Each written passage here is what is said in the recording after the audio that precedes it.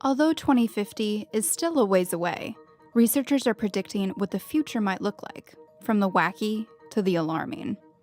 Our world might look physically different, especially if the effects of climate change match what current models predict. Sea levels are expected to rise about 1 to 2 feet along the US coast, while some coral reefs might die off if bleaching episodes get worse. On land, we might have to deal with more frequent, larger wildfires. As more people live longer, the global population is set to hit 9.8 billion by 2050, and more people are expected to use more natural resources. One group predicts we'll use over 110 billion tons more by mid-century, about a 70% increase. But all those people might end up living most of their lives in a simulated world. Futurist Ian Pearson told Business Insider, technological advances might allow us to plug our brains into computers and live in a virtual reality. We might also add a layer of digital intelligence to our brain, something Tesla CEO Elon Musk is already looking into. Other advances might also revolutionize things like space travel and cars. Some researchers predict most vehicles on the road will be capable of autonomous driving and will run on anything from solar power to pressurized air. But all these predictions are just that, predictions. We didn't get flying cars by 2000, and we might not get them by 2050.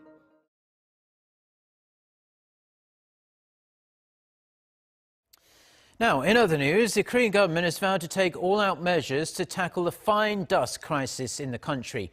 Speaking at a parliamentary briefing on Wednesday, Environment Minister Kim Eun-kyung said, as the person in charge of the situation, she's sorry about the mounting public concern over the issue. She said Korea will be stepping up efforts with China, the origin of a lot of the dust, to step up research and cooperate in sharing technologies aimed at reducing the levels. This comes as more smoggy air has blanketed Korea. Most of the country is affected, but mainly Seoul, Gyeonggi-do and Gangwon-do provinces will be subjected to the worst of the bad air quality throughout the day, with fine dust levels hovering between 80 to 100 micrograms per cubic meter, exceeding the average 50 micrograms of density. The Seoul city government is again waiving public transportation fees during peak commute hours, and authorities have also limited car use for public employees, public sector employees. It's the second time the government has enforced fine dust emergency reduction measures this year.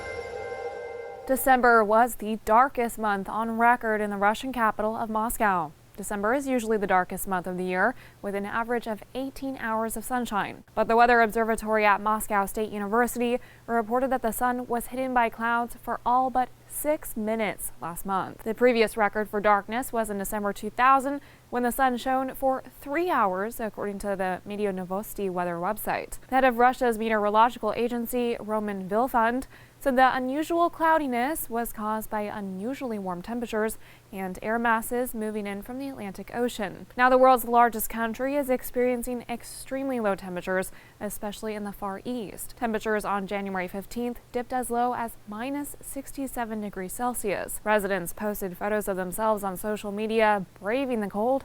Some women even showed off their frozen eyelashes. For United News International, I'm Cambry Caldwell.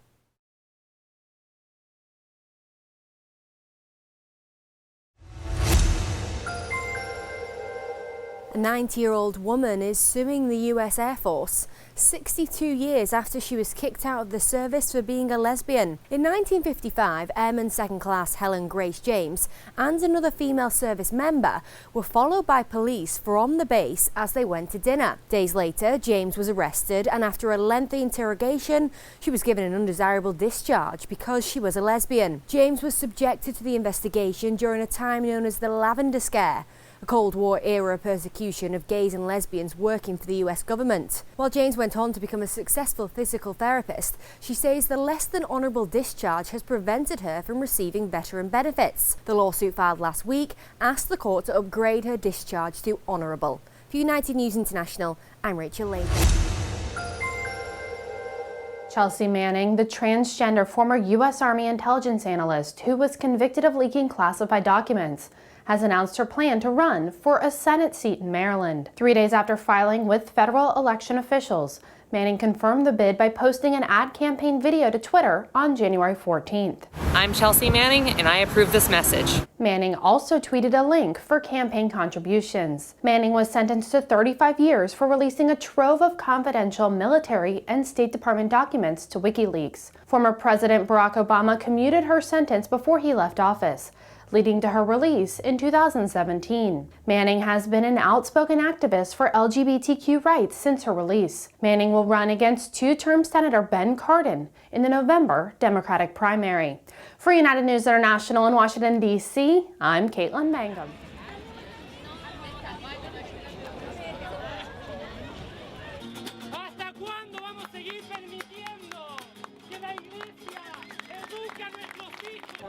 Que tanto flamean fiestas patrias, esta manchada de tanta sangre de mujeres.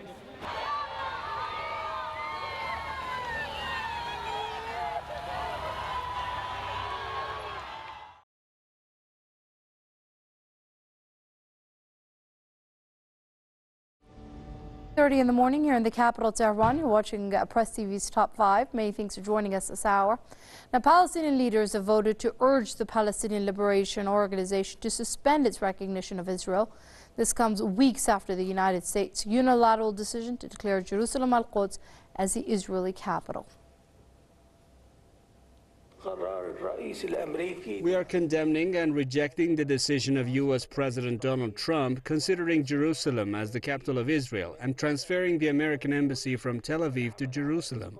The Central Council decided that the transitional period stipulated in the agreements signed in Oslo, Cairo and Washington with its obligations no longer exist. The Central Council calls upon the international community to assume its responsibilities on the basis of relevant UN resolutions to end the occupation and enable the State of Palestine to achieve its independence.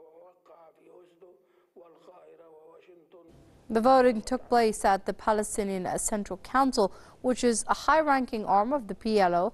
Those attending the council also demanded an immediate halt to the settlement activities in the occupied territories. Tensions are simmering across the Palestinian territories ever since U.S. President Donald Trump declared Jerusalem al-Quds as Israel's capital. Trump also said his government would be moving its embassy from Tel Aviv to al-Quds. The decision sparked widespread international condemnation, with many rebuking Trump for his provocative move.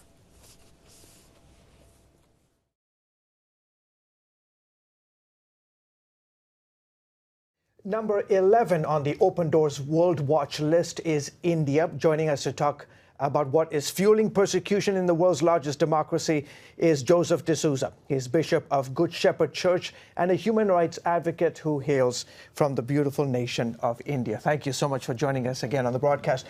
Why is India so high up on the list, number 11? I think we've had a very bad year in India. 2017 specifically was tough. Yeah, 2017 was tough. And it's probably on the list because of the increased attacks at the local level from various subsets of the right-wing Hindu groups. And the incidents of attacks and persecution have increased in the last year. What was it about the year 2017 that made it all the more difficult for believers in India? There has been, it's not just related to the Christians, it's related also to the Muslims and Dalits and now also Hindus. There has been an increase in terms of violence across the nation in the last couple of years. Cow slaughter, and all of the lynchings and everything else. And then, of course, the propaganda that continues to go on, which is absolutely not correct, that Christians are involved in false and fraudulent conversions. Nothing of that sort is happening, and if it's happening, by now they should have been able to catch and prosecute, given all of the anti-conversion laws that are in the country, in the north. But the propaganda that somehow Christians are working against India and against the interests of India in trying to be Christians is what is propelling this. And a lack of control on these groups that seem to commit crimes or attack minorities with impunity because they think, oh, our party is in power, so we can go ahead and do what we want to do. For many, many years, you have advocated social justice and freedom for what is known as the Dalit community, the so-called untouchables in India. Give us an update. What is God doing amongst the Dalits, amongst the so-called untouchables? I think the part of the movement that we are 20, 25 years, we have come a long way. Yeah. And as I said that time, and I continue to say, that India cannot continue with a caste system. And India has to find, larger India has to find, all of the religions have to find, how do we get caste system within our religion out and stop the oppression of the Dalits.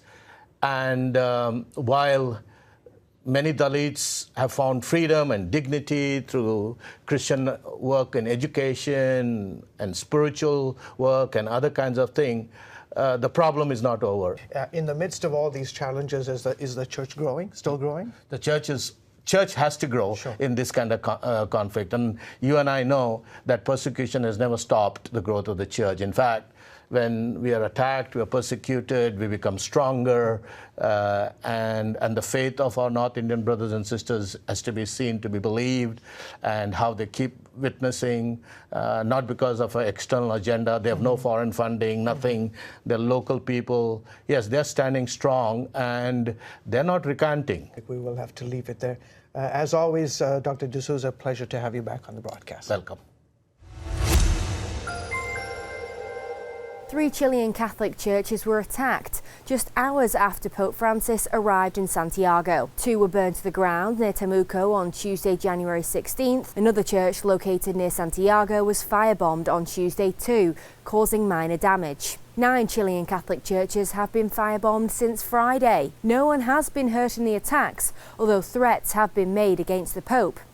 Reuters reports a pamphlet left at one of the churches attacked on Friday said, quote, "Pope Francis, the next bomb will be in your robe." The Catholic Church's child sex abuse scandal is largely responsible for the protests in Chile. On Tuesday, Francis spoke at the presidential palace before President Michelle Bachelet, diplomats and Catholic leaders. Francis said, quote, "I feel bound to express my pain and shame at the irreparable damage caused to children by some ministers of the Church." For United News International, I'm Rachel Latham.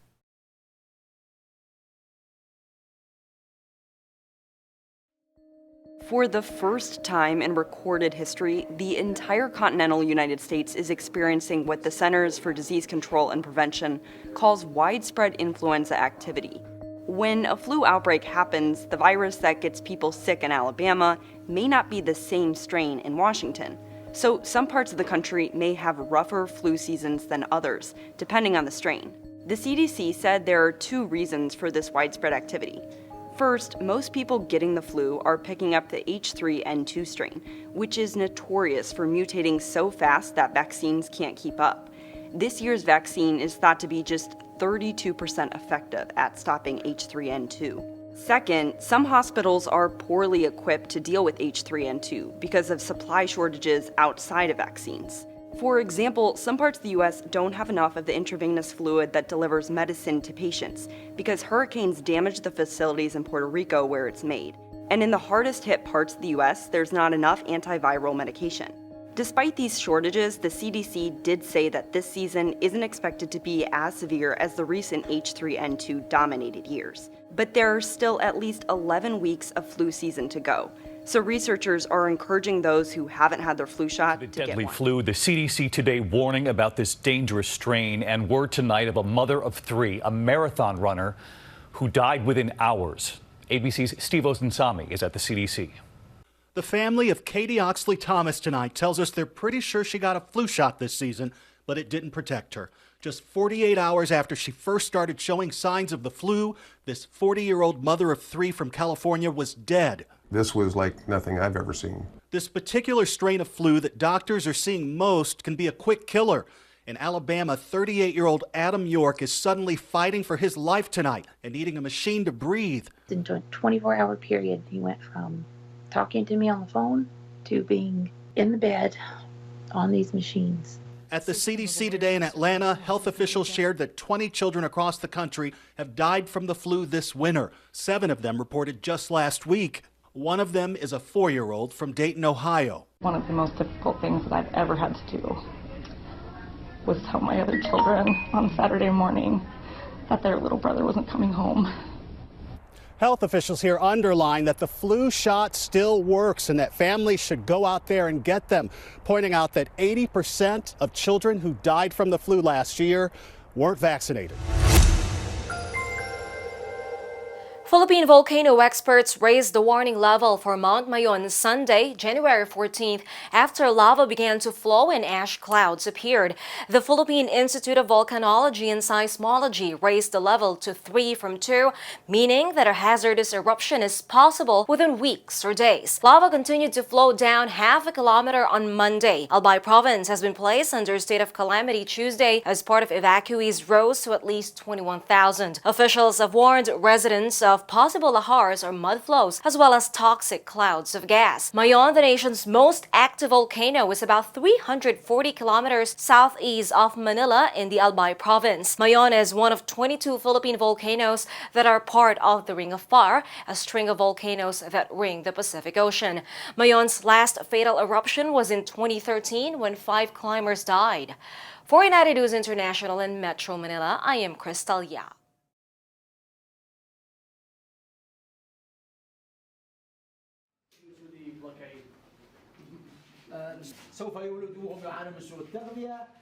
This year, as you know, we suffered a terrible cholera epidemic and suspected cholera and acute watery diarrhea outbreak. And actually 1.5 million children continue to be malnourished in this country. Out of those, 400,000 suffer from severe acute malnutrition.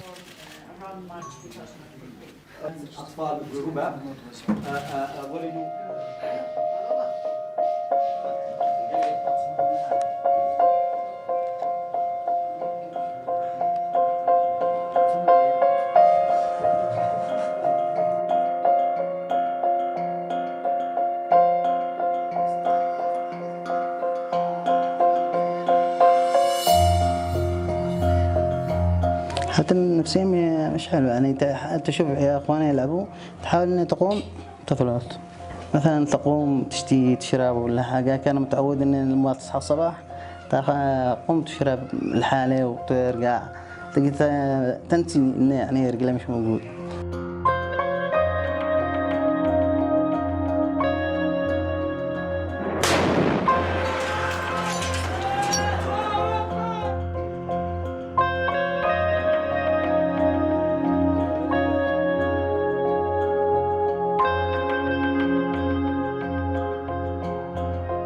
قلة الدكاترة الحاجة تحصلها يعني بسيطة. أكثر من منظمة تحاول، بس يعني حاجة دعم إنه يعني كمساعدة إنه يبذل رجل أو حاجة مثلا اصطناعية أو حاجة زي كده لحد الآن مش موجود.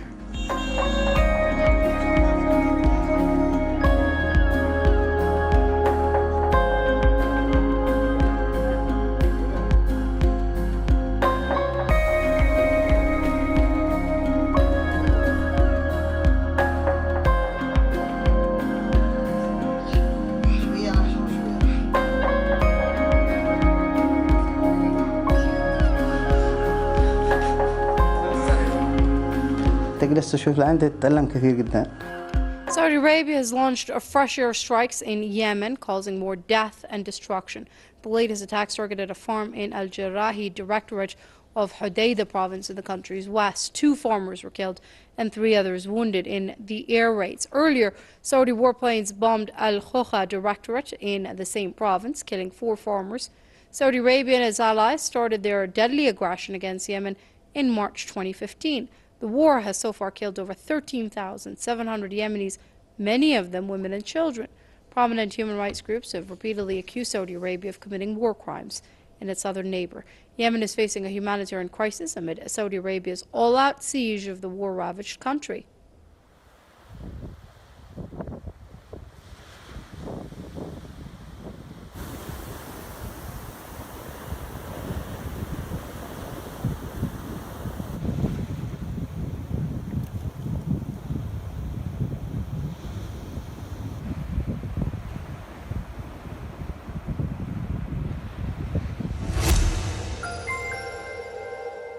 bridge collapse in central Colombia has killed at least 10 people.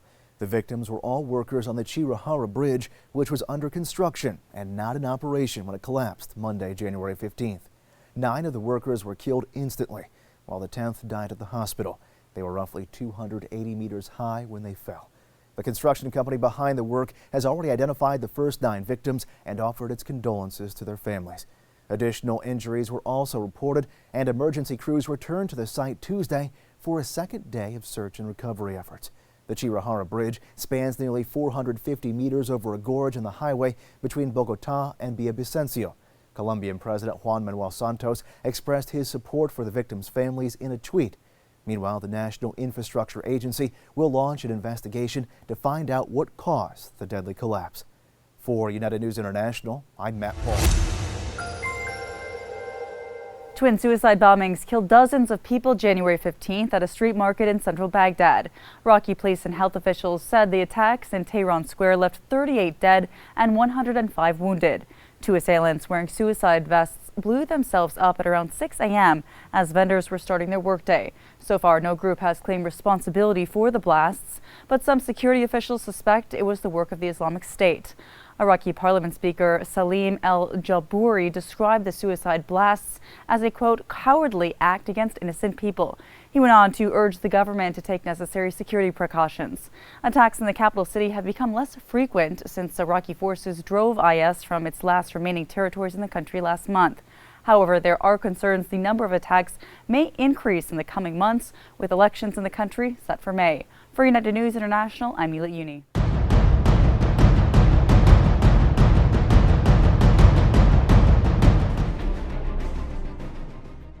The situation in eastern Idlib is rapidly becoming more and more complicated for government forces, as both ISIS and Hayat Tahrir al-Sham, HTS, are simultaneously pressuring the Syrian Arab Army, SAA, and its allies.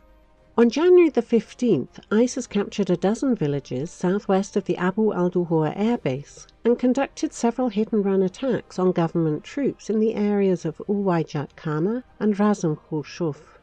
Separately, clashes between HTS and the SAA continued in Mihar, Abu Omar, Astan, Shamhawa, Salumiyah, Tal Khazna, and nearby points. Government forces launched a counter-attack to repel the HTS advance in the area, and by January 16th they had regained some positions, including Astan. In southern Aleppo, government troops regained Khobor, Abu Ruwaij, and entered Mahamya and Tal Shahid. According to pro-militant sources, government forces lost up to 30 fighters and at least 2 vehicles in the recent clashes, mainly in militant attacks on ill-prepared positions of SAA troops southwest of Abu al-Duhur. The recent advances of ISIS and the ongoing counter-attack of HTS pose the threat of cutting off units of the SAA's Tiger forces, deployed south of the airbase, from their counterparts in northeastern Hama. The Syrian military is now deploying reinforcements to the area in order to prevent this scenario. The rapid expansion of ISIS in the area also shows that more and more so-called moderate rebels paint their flags in black and join the terrorist faction in eastern Idlib and northeastern Hama. This once again reveals the real face of the so-called moderate opposition in Idlib. On January 15th and 16th, Turkish forces carried out multiple strikes on the positions of Kurdish militias in the area of Afrin. Turkey's President Erdogan once again threatened to launch a military operation in the area and vowed to drown the so-called terror army, which is now being formed by Washington with the help of US-backed forces under the name of the Border Force. This is what we have to say to all our allies. Don't get between us and terrorist organizations, or we will not be responsible for the unwanted consequences, Erdogan said, adding that Turkish forces will battle until not a single terrorist remains along our borders, let alone 30,000 of them. The rift between Washington and Ankara deepens as the US is not going to abandon its support to Kurdish-dominated forces in northern Syria. The Hawaii employee who accidentally triggered an alert for an incoming ballistic missile Saturday has been temporarily reassigned pending an investigation into the incident. A spokesperson for the Hawaii Emergency Management Agency did not say exactly what the employee is doing now, but noted the new role does not provide access to the warning system. As we previously reported, the false alarm was sent out to the people of Hawaii after the employee accidentally pushed the wrong button during an internal test. There's a safeguard meant to prevent this sort of thing from happening, but the employee clicked through it. While Hawaii is making some changes to its system, the Federal Communications Commission is already investigating the mishap. In a statement, FCC Chairman Ajit Pai called the incident absolutely unacceptable. He noted false alerts undermine public confidence in the alerting system and thus reduce their effectiveness during real emergencies. On Sunday, President Donald Trump suggested federal officials would now get involved in Hawaii's alert system, but he commended state authorities for taking responsibility for the error. Japanese broadcaster NHK has apologized for issuing a false alarm about a North Korean missile launch. NHK sent the alert to its Japanese smartphone apps and website just before 7 p.m. Tuesday, January 16th. It falsely indicated North Korea had likely launched a missile and warned people to take cover.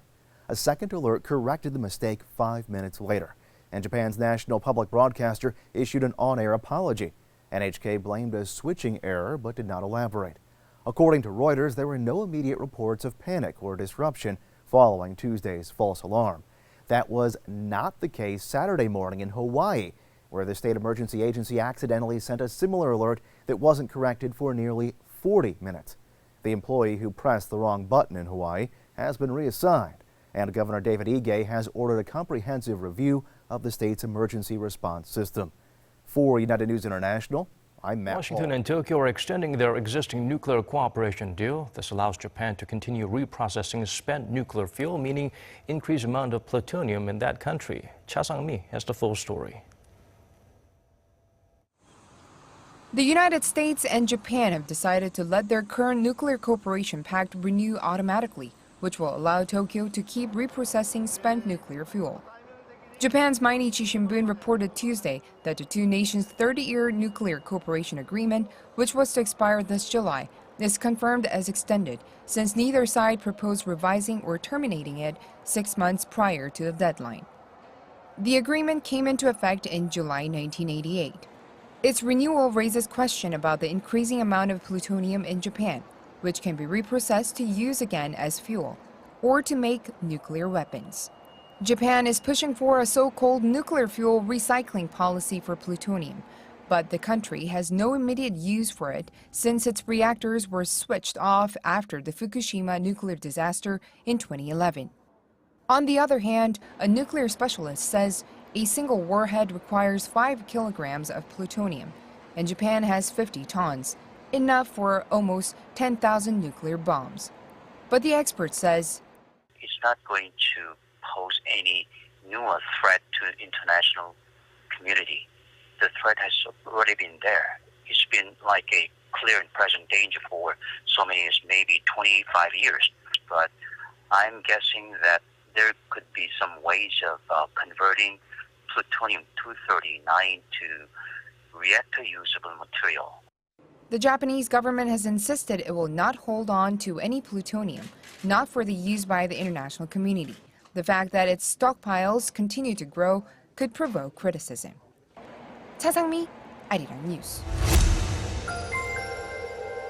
Britain's Royal Air Force scrambled 2 fighter jets to intercept Russian bombers near UK airspace on Monday, in the latest incident highlighting ongoing tensions in the region. On January 15th, the RAF said that it scrambled Typhoon aircraft from an airbase in Scotland on a quick reaction alert as 2 Tupolev Tu-160 Blackjack bombers approached Britain. The Blackjacks were monitored as they flew past Norway and Denmark and near the Netherlands before the British jets picked them up roughly 30 miles from UK airspace. Monday's incident is the latest in recent years as Russian aircraft continue to test British and NATO air defenses. Russia's defense ministry in a statement Monday said, quote, all flights by Russian aircraft are performed in strict accordance with international rules for using airspace without infringement on any country's borders. For United News International in Washington, D.C., I'm Caitlin Mangum. I also have a reproach against NATO. Hey, NATO, you are obligated to take a stance against those who harass, violate the borders of your members. What kind of stance have you taken so far?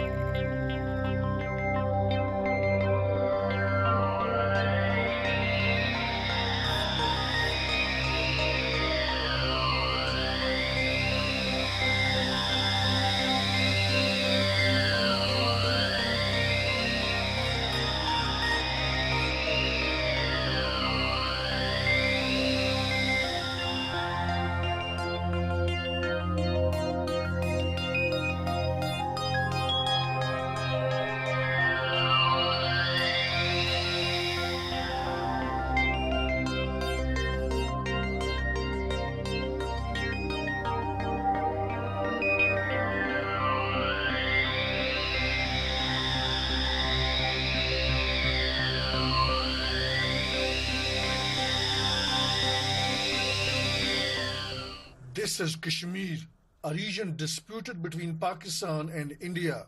Once again, the region is at the center of attention as a fresh round of border tension erupts between two neighbors.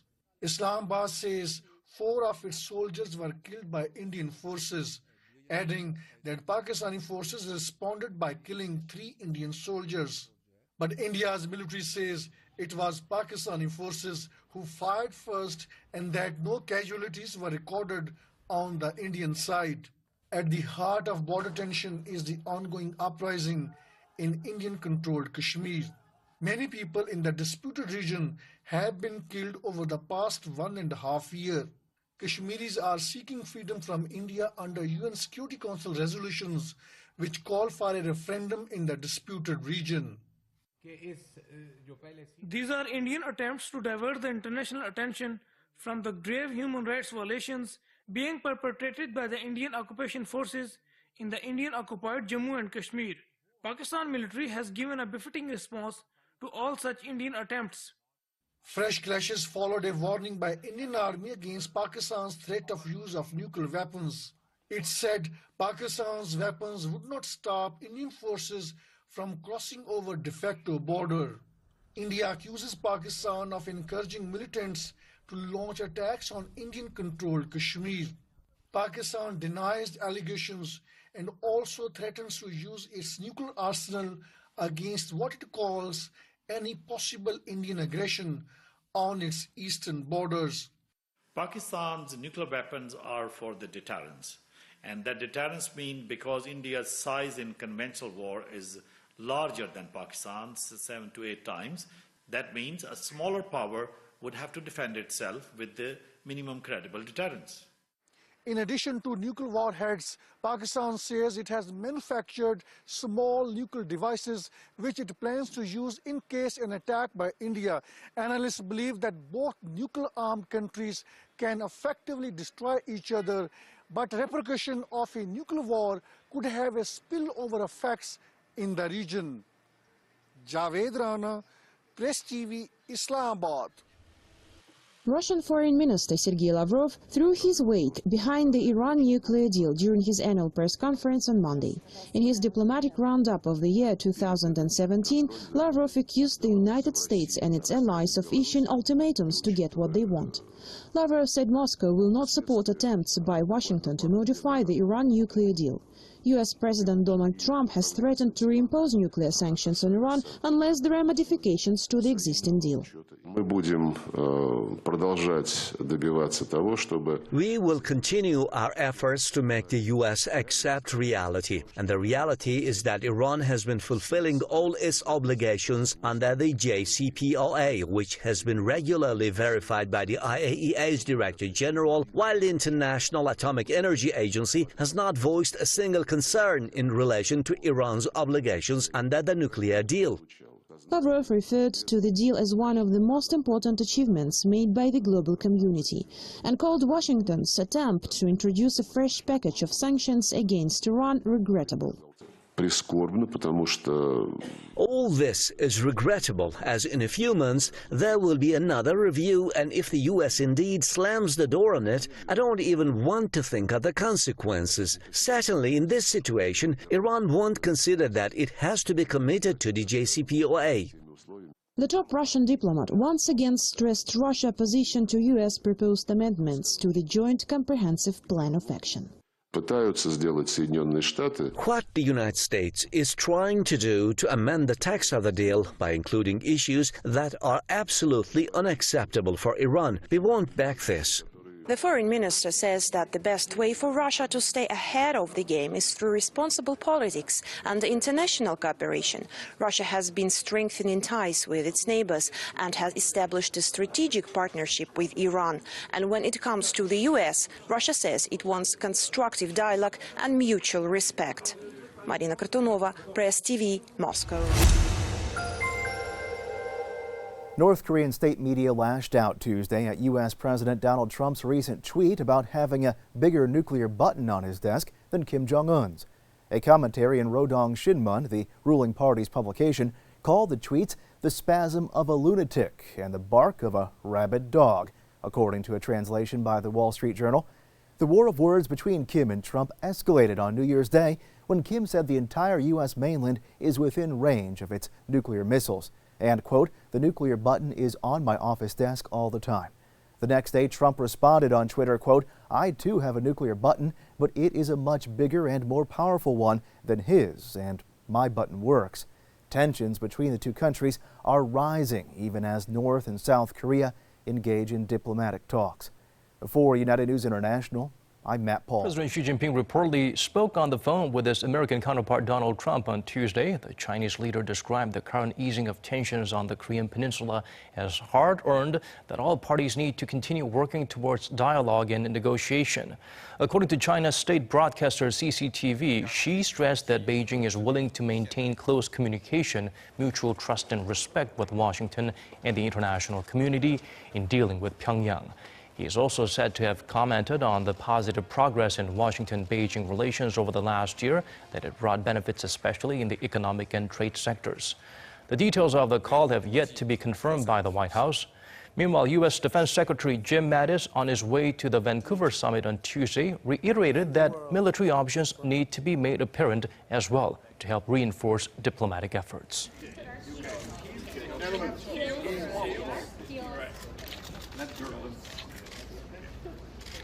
So, here we go. There we are. We discussed the importance of working together to counter sanctions evasion and smuggling. And we also issued a call to action to strengthen global maritime interdiction operations to foil illicit ship-to-ship transfers.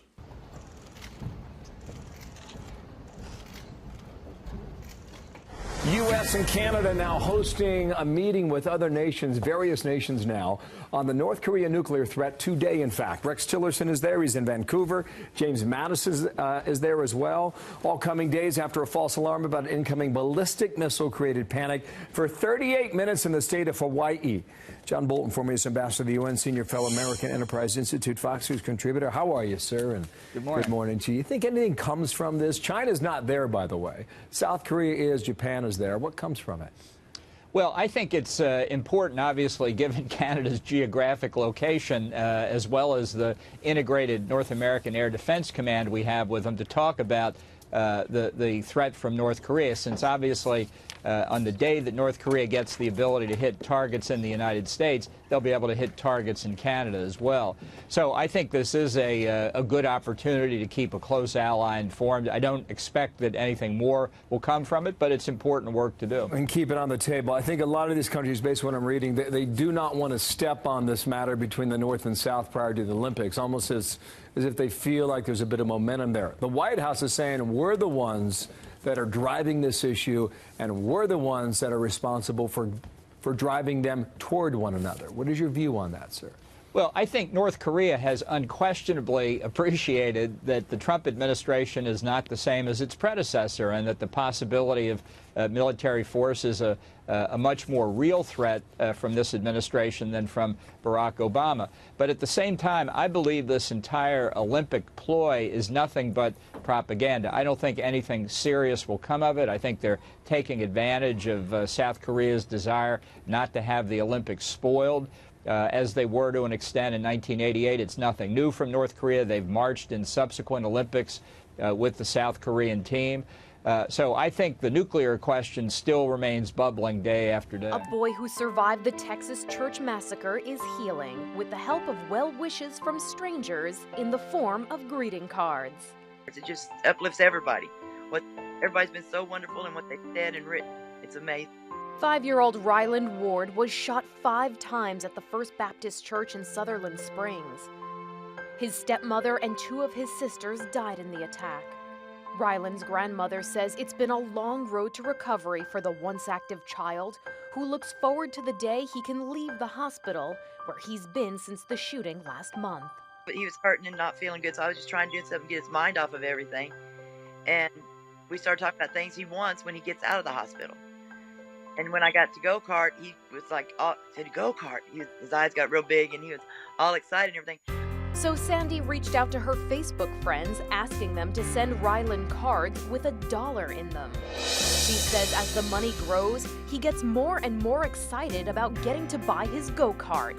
But she says Ryland is more excited to know that people all across the country are thinking about him.